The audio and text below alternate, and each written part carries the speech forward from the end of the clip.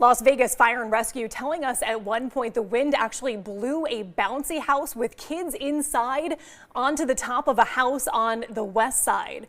Now, Paro.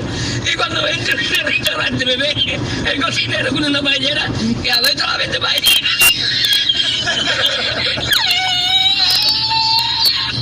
¡Asómate! ¡Asómate! ¡Mira dónde llega el agua! ¡Llegaba el agua hasta el restaurante! ¡Había subido la marea!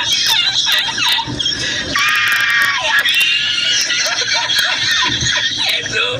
¡Hay que hacer ahora con los dos sacos de arroz! ¡Ay, llama para Sevilla!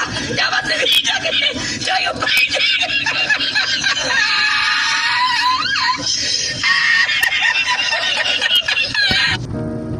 What's up, everyone? You know, I initially saw this on the news and I laughed and I just thought it was the funniest thing, but then I went and looked up like the bouncy houses flying away and stuff, and it just like, it's scary. It's more scarier than fun, but it sounds funny, you know. It sounds funny. It's not like I wasn't laughing for no reason. It sounds funny, but it's not funny, you know what I mean?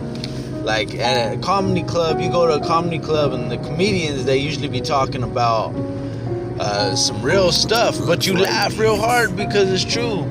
But you wouldn't ever think that a bouncy house would go flying, or even, it was funny, and I'm happy that none of the kids got injured, but it is funny.